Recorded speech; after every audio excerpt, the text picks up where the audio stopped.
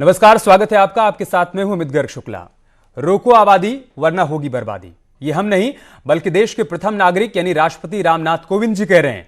आबादी के लिहाज से हमारा देश दुनिया में दूसरे पायदान पर खड़ा है और कोरोना काल में देश के सामने सबसे बड़ी चुनौती देश की जनसंख्या ही है।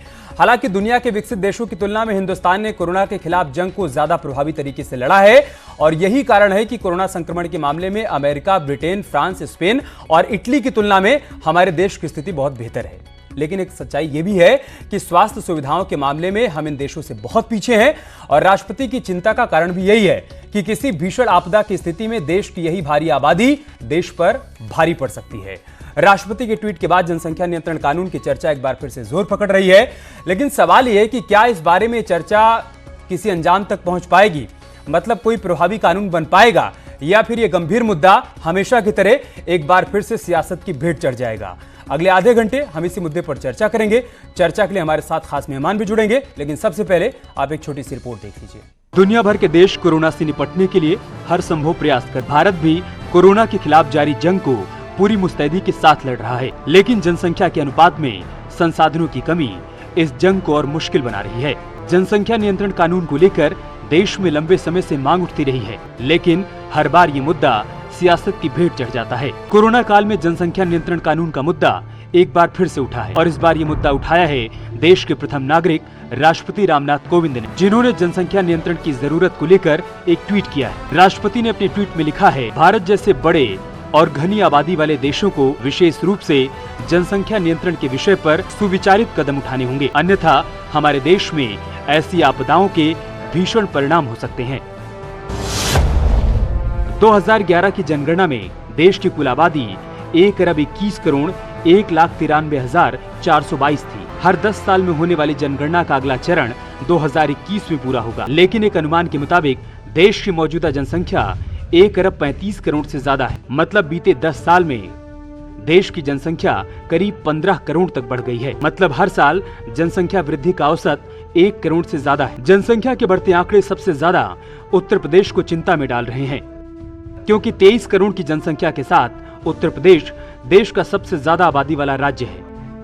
सर्वाधिक आबादी वाले देशों से तुलना की जाए तो यूपी 5वें नंबर का देश बन सकता है। जनसंख्या नियंत्रण को लेकर समय समय पर केंद्र सरकार द्वारा कई प्रोग्राम चलाए गए, लेकिन अशिक्षा और जन जागरूकता के अभाव के चलते ज्यादातर कदम प्रभावी साबित नहीं हुए। इसके अलावा देश में जब भी जनसंख्या नियंत्रण कानून बनाने की बात होती है तो ज्यादातर सियासी पार्टियां इसे मुस्लिम, दलित, पिछड़ा और गरीब विरोधी बताकर दुष्प्रचार करती हैं।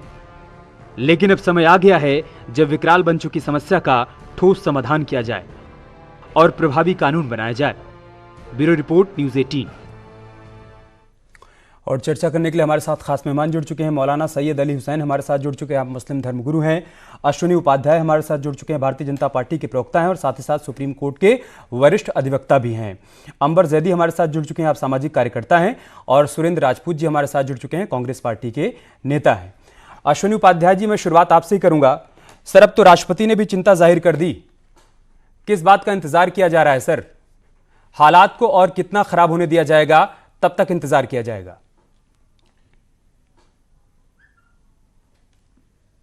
देखिए, पहली बात तो मैं आपको एक बताना चाहूंगा, मेरे हाथ में ये भारत का संविधान है और इस भारत के संविधान में शेड्यूल 7 है। मैं आपके दर्शकों को बहुत जरूरी बात बताना चाह रहा था।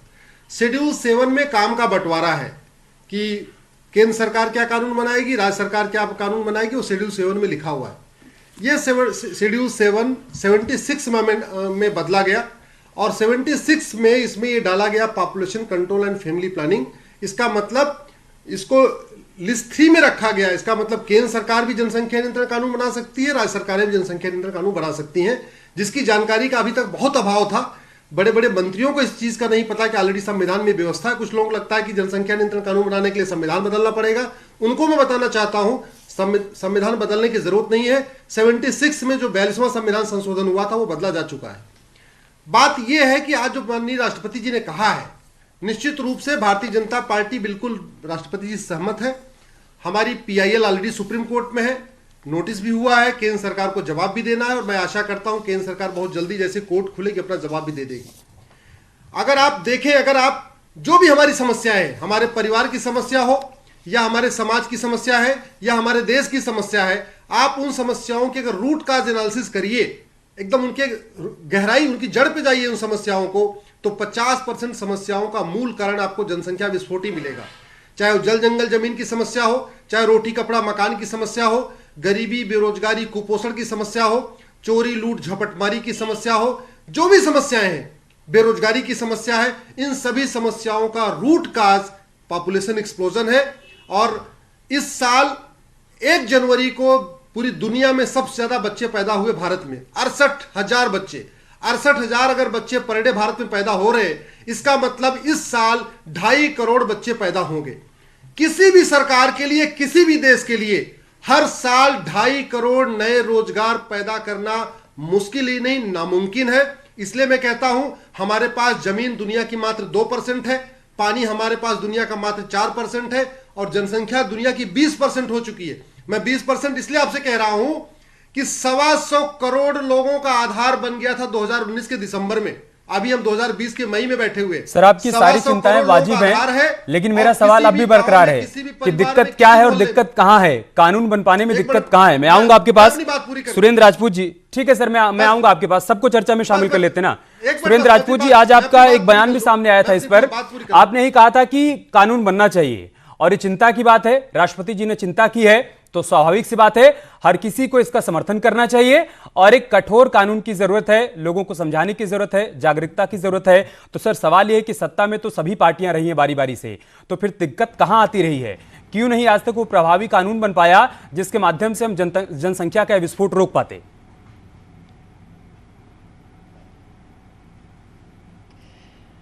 देखिए अमित भाई, सच्चाई ये है कि जनसंख्या पर सभी का एक समान रूप से विचार होना चाहिए और एक समान रूप से चिंता है जनसंख्या को लेकर के। इसमें पार्टी की हदबंदी या वर्ग की हदबंदी या धर्म की हदबंदी नहीं है। और आज कम से कम भारतीय जनता पार्टी के प्रवक्ता आदरणीय अश्वनी शुक्ला जी ने कम से कम ये तो माना कि आपातकाल में कोई कानून अच्छा भी बना था। आज इन्होंने पहली बार शायद माना होगा किसी भारतीय जनता पार्टी के प्रवक्ता ने कि 1976 में जो कानून बना है वो कानून जो है कहीं ना कहीं जनसंख्या को नियंत्रण करने में प्रभावी भूमिका निभाएगा। तो मैं तो इनसे बड़ी स्पष्ट रूप से कह रहा हूं कि प्रदेश में आदरणीय मोदी जी की भारतीय जनता पार्टी की सरकार है, पूर्ण बहुमत की सरकार है, और ये सारे के सारे राज्यों को इसी तरीके से कहें और कानून बनाएं और कानून सर्वानुमति से बनाएं, संसद में बात करें और इस तरीके का कुछ चीज करें कि जिसमें कहीं से किसी को परेशानी भी ना हो और जनसंख्या पर प्रभावी नियंत्रण लगे। और हम पूरी तरीके से इसमें एक सकारात्मक और सृजनात्मक विपक्ष की भूमिका निभाएंगे, क्योंकि जो आबादी का विस्फोट है वो आबादी का विस्फोट सिर्फ भारतीय जनता पार्टी को ही परेशान नहीं करता है, वो पूरे देश को परेशान करता है। और इसको लेकर के कहीं किसी भी तरीके का धर्म का, जाति का, वर्ग का विभेद नहीं होना चाहिए, इस पर हमारा तो स्पष्ट मानना यह है। इसके लिए धन्यवाद आपका। और आपने हमारे सवाल को और बल दिया है कि जब विपक्ष भी साथ में है तो फिर दिक्कत कहां है। इसका जवाब अश्विनी जी मैं आपसे लूंगा, लेकिन मौलाना सैयद अली हुसैन, कोरोना काल में राष्ट्रपति की चिंता को किस तरीके से आप देख रहे हैं? इस वक्त उनका ये ट्वीट किस संदर्भ में समझा जाए, किस संदर्भ में देखा जाए आपके हिसाब से? देखिए, माननीय राष्ट्रपति जी का जो सोच है बिल्कुल सही है और हमारे देश के अंदर आबादी बहुत बढ़ रही है, इस पर कानूनी तौर पे पाबंदी लगाई जाए। हम दो और हमारे दो, सबसे बेहतर तरीका यही होना चाहिए, क्योंकि इस्लामी मुल्क में भी देखा गया है, ईरान हो, इराक हो और जो गल्फ कंट्रीज हैं, वहां पर ये कानून बने हुए हैं कि अगर 2 बच्चे ज्यादा होंगे तो गवर्नमेंट उनको कोई भी सहूलियत नहीं देगी। इसलिए राष्ट्रपति जी की बिल्कुल सही सोच है, इस पर कानून बनना चाहिए है और बाकायदा उस पर अमल होना चाहिए है कि 2 बच्चों ज्यादा जो है नहीं होना चाहिए, जब इस पर जो रोक हो सकती है। और इस्लाम भी यही कहता है। भुखमरी क्यों हो रही है? ज्यादा तादाद की वजह से। लोग परेशान क्यों हैं? ज्यादा तादाद की वजह से। इसमें धर्म नहीं आना चाहिए, मजहब नहीं आना चाहिए, किसी भी धर्म का मामला नहीं है। ये इंसानियत को कम करने का तरीका यही है कि बच्चे हमारे 2 होना चाहिए हर घर में, इस बात का कानून हो। और अगर ज्यादा होते हैं तो गवर्नमेंट उनको कोई सहूलियत नहीं देगी। यही कानून बाहर इस्लामी मुल्कों में है और यही हमारे जो धार्मिक उलमा हैं उन्होंने भी यही बात कही है। तो इसलिए मैं समझता हूं कि माननीय अश्विनी जी, राष्ट्रपति जी ने जो कहा है, मौलाना सैयद अली हुसैन जी ने आपकी मुश्किल और बढ़ा दी सर। समर्थन करता हूं। सभी तो कह रहे हैं कि कानून बनना चाहिए, किसी को किसी प्रकार की कोई दिक्कत नहीं है, कोई ऐतराज नहीं है, इतने सारे कानून बनाते जा रही हैं, इसको भी बनाया जाए ना सर। सरकार इस दिशा में आगे क्यों नहीं बढ़ रही है? नहीं मुश्किल नहीं। आज की चर्चा में मैं सुरेंद्र राजपूत जी, कांग्रेस पार्टी, मौलाना साहब, जो भी चर्चा में यहाँ बैठे हुए हैं, उन सबको धन्यवाद देता हूं कि आप बिल्कुल, ये मैं कह रहा हूं और मैं अप्रिशिएट कर रहा हूं कांग्रेस को। कांग्रेस सरकार 76 में 42वां संविधान संशोधन लेके आई थी, उसमें उन्होंने कॉन्स्टिट्यूशन को अमेंड किया था और ये प्रोविजन डाला था। दुर्भाग्यवश इस प्रोविजन के बारे में बीच में कोई चर्चा नहीं हुई। 43 साल बीत गए, लेकिन जो 42वां संविधान संशोधन था लागू नहीं हो पाया।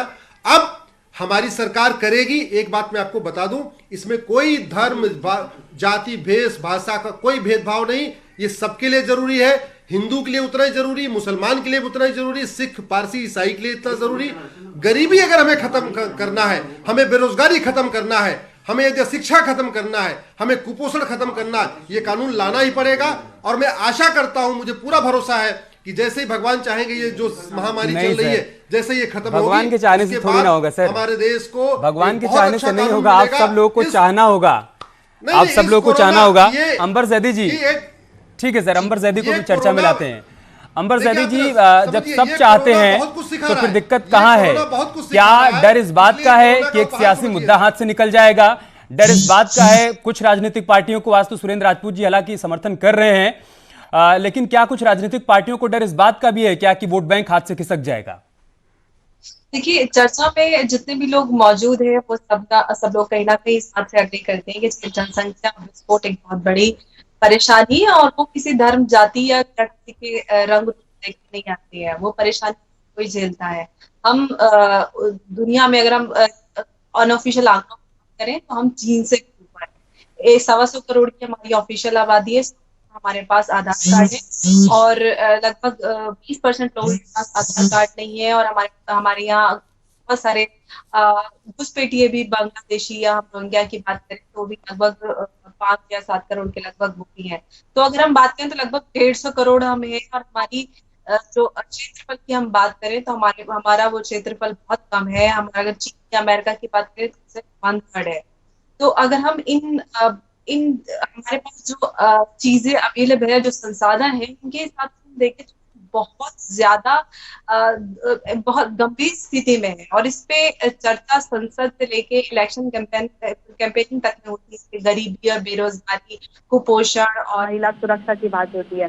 लेकिन हम इस मुद्दे पे गंभीर चर्चा नहीं करते। कहाँ से इसका हमें कौन सा फल निकालना है, कौन से परेशानियां, कौन से समाधान है, समाधानों पे कभी बात नहीं होती। सिर्फ और सिर्फ इस पे राजनीति होती है।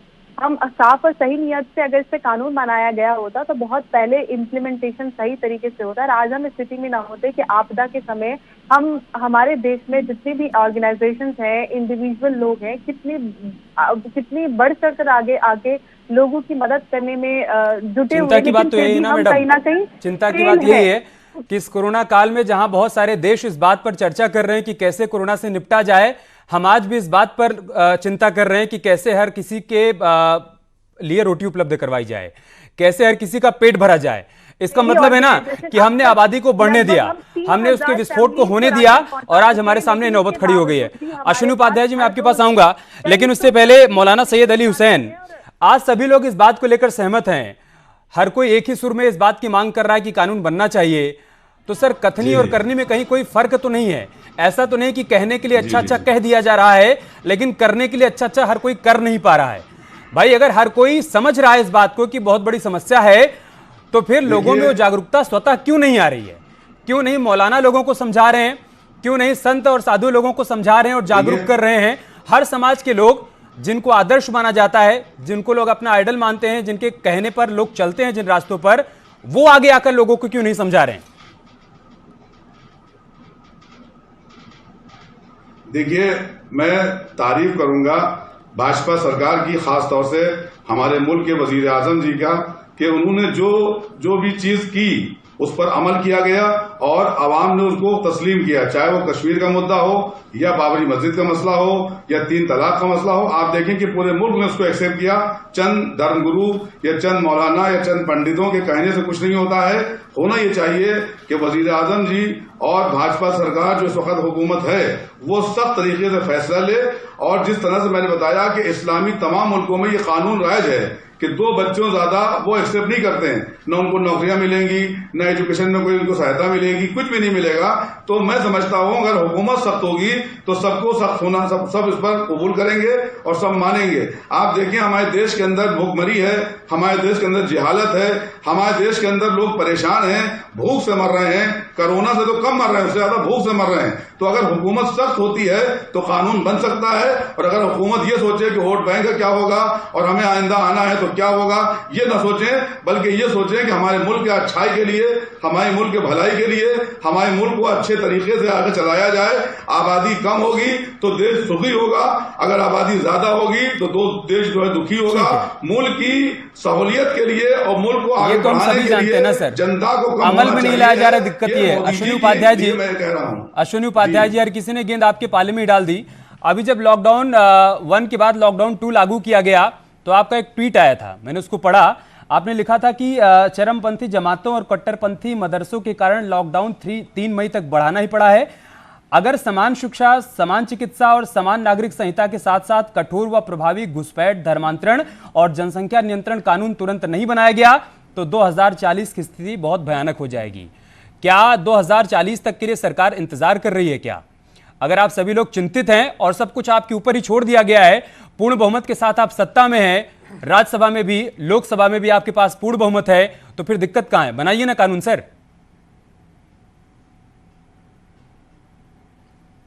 देखिए, पहली बात तो मैं आपको व्यक्तिगत के नाते बता दूं कि मेरी ऑलरेडी PIL सुप्रीम कोर्ट में है। सुप्रीम कोर्ट ने केंद्र सरकार के गृह मंत्रालय को नोटिस जारी किया हुआ है। सुप्रीम कोर्ट बंद हो गई इसलिए सुनवाई नहीं हो पाई, नहीं तो 3 मार्च की इसकी डेट भी लगी थी, इस पर सुनवाई भी होनी थी और मुझे लगता है अब तक शायद कुछ और भी फैसला आ चुका होता अब तक। तो इसलिए व्यक्तिगत रूप से जो मैं कर सकता हूं मैंने सुप्रीम कोर्ट में किया।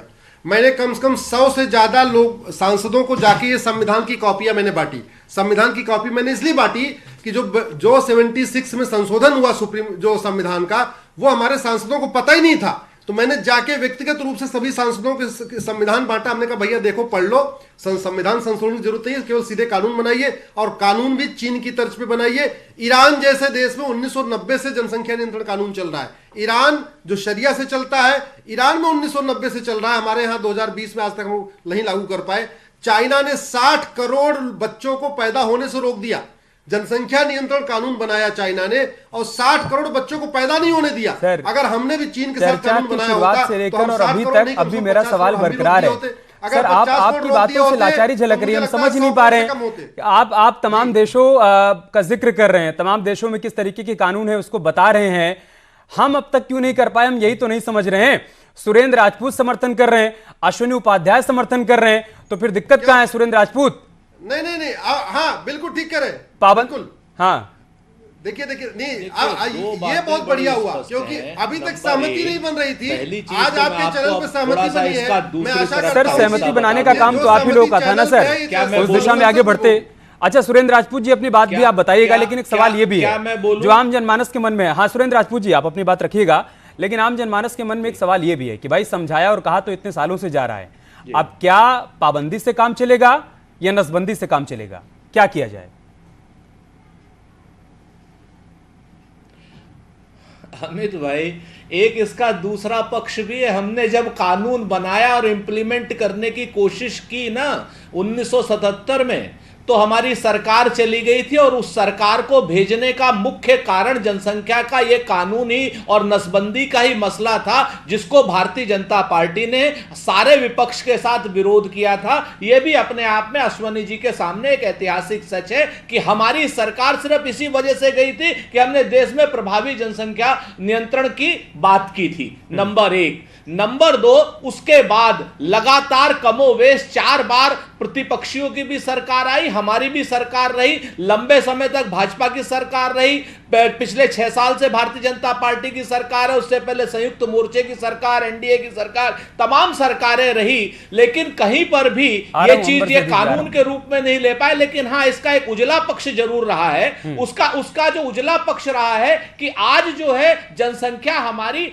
ऑलरेडी नियंत्रण में आ रही है। ऐसी बात नहीं है कि नियंत्रण में नहीं आ रही। जहां पहले 3.2% के हिसाब से वृद्धि थी, तो 2011 के सेंसेक्स में वो 2.1 के हिसाब से आ गई थी, और इस बार शायद 1.8 से नीचे रहेगी, ऐसा हमारा मानना है। तो लोग जागरूक हो रहे हैं, ऐसी बात नहीं है। यहां पर सामाजिक संगठनों को भी और धार्मिक संगठनों को भी अपनी जिम्मेवारी निभानी पड़ेगी, और लोगों को बताना पड़ेगा कि जनसंख्या का नियंत्रण स्वेच्छा से करना बहुत आवश्यक है। और हमें खुशी है कि इस समय भारत के अधिकांश परिवार ऐसा कर रहे हैं।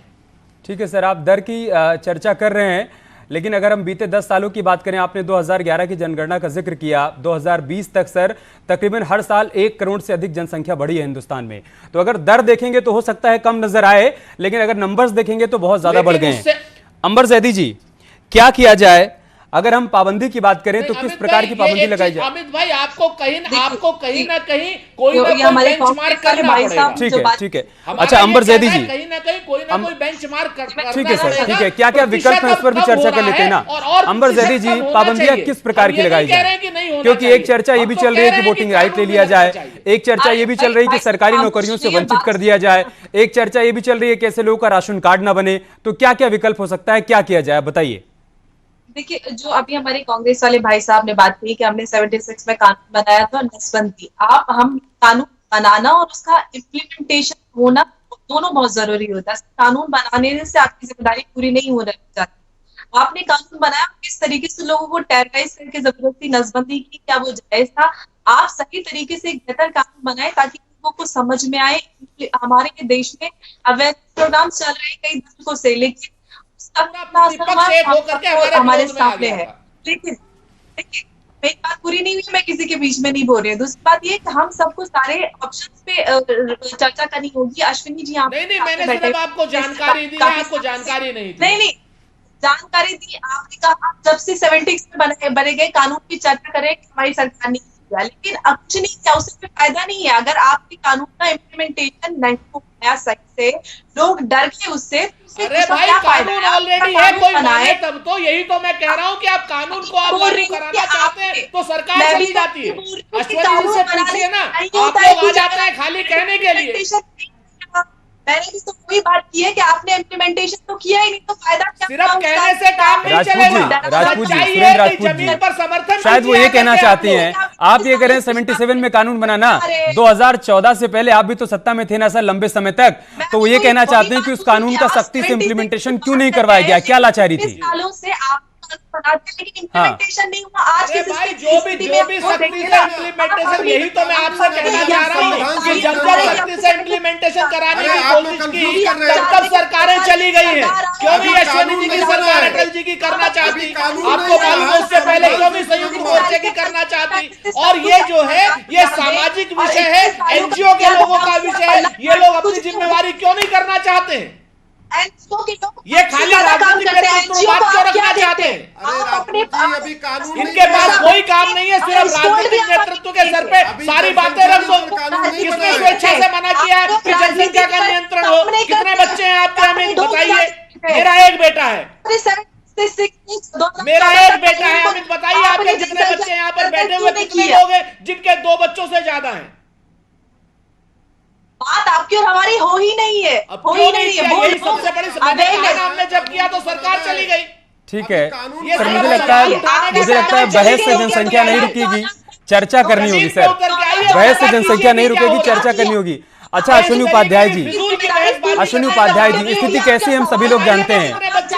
हम सभी लोग जानते हैं कि अगर एक चपरासी के लिए भी वैकेंसी निकलती है सर, तो लाखों लाख लोग उसके लिए आवेदन करते हैं। उसमें बहुत पढ़े लिखे लोग होते हैं, उसमें पीएचडी किए हुए लोग होते हैं, उसमें बीटेक किए हुए लोग होते हैं। अगर इसी तरीके से इसको लोगों के ऊपर छोड़ दिया जाए कि लोग खुद ही जागरूक होंगे और उसके बाद जनसंख्या नियंत्रित हो पाएगी, तो फिर कैसे संभव हो पाएगा? क्योंकि इतने सालों से तो छोड़ा गया है और आप ही कह रहे हैं कि अभी संविधान में इसका जिक्र है, कानून नहीं बना है। उसकी क्या रिजल्ट आया? कुछ नहीं रिजल्ट है। ठीक है अश्विनी जी, हाँ, बिल्कुल बिल्कुल। अभी संविधान संशोधन हुआ है, अभी संविधान संशोधन हुआ, अभी कानून नहीं बना है। और निश्चित रूप से जिस दिन कानून बनेगा आपको 9 महीने की मार्जिन देना पड़ेगा कि भाई इस दिन के अब से 9 महीने बाद ये कानून लागू होगा। लेकिन मेरा एक व्यक्तिगत जो मेरा मानना है, जो मैंने दुनिया के कानूनों को एग्जामिन किया और उनको स्टडी किया है, उसके हिसाब से सबसे बढ़िया कानून चाइना का है। चाइना में अगर आपने कानून तोड़ा, बीच में उन्होंने एक बच्चा कर दिया था, अभी 2015 के बाद दोबारा उन्होंने 2 बच्चों की छूट दिया है।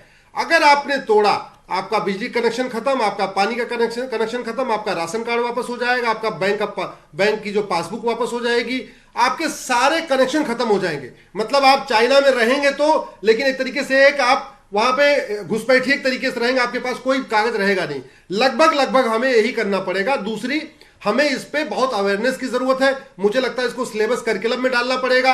हर हफ्ते प्राइमरी की क्लासेस में, जूनियर हाई स्कूल की क्लासेस में इस पे डिबेट करानी पड़ेगी, इस पे ऐसे कंपटीशन कराना पड़ेगा। इसको अलग अलग तरीके से, मंदिरों के थ्रू, मस्जिद के थ्रू, गुरुद्वारों के थ्रू, चर्च के थ्रू, हर तरीके से आपको इसको मतलब प्रचार प्रसार भी करना पड़ेगा, कानून भी तगड़ा बनाना पड़ेगा, और लॉ एनफोर्समेंट एजेंसीज भी ठीक रखनी पड़ेगी। मैं कांग्रेस पे इसमें मैं तो कांग्रेस को अप्रिशिएट करता हूं, उन्होंने संविधान संशोधन कर दिया था, लेकिन मैं आपके दर्शकों से वादा करता हूं ये कानून इसी साल बनेगा। माननीय प्रधानमंत्री जी ही इसको बनाएंगे और दुनिया का सबसे बढ़िया कानून बनेगा, क्योंकि ये भारत की जरूरत है। और सर, ये सिर्फ कहने से काम नहीं चलेगा, ये करना पड़ेगा। और अब क्योंकि ये सुनने में बहुत अच्छा लगता है कि छोटा परिवार सुखी परिवार, हम सभी लोग ये बात मानते भी हैं और जानते भी हैं, लेकिन सर अमल में कोई नहीं लाता है। तो अमल में लाने के लिए और लोगों से सख्ती से इसका पालन करवाने के लिए कानून बहुत जरूरी है। देर मत करिए, जैसे बाकी सारे कानून बना रहे हैं इस पर भी कानून बनाइए और सख्ती से उसका पालन करवाइए। बहुत शुक्रिया आप सभी का हमारे साथ जुड़ने के लिए, चर्चा का हिस्सा बनने के लिए। खबरें जारी हैं, आप बने रहिए हमारे साथ। नमस्कार।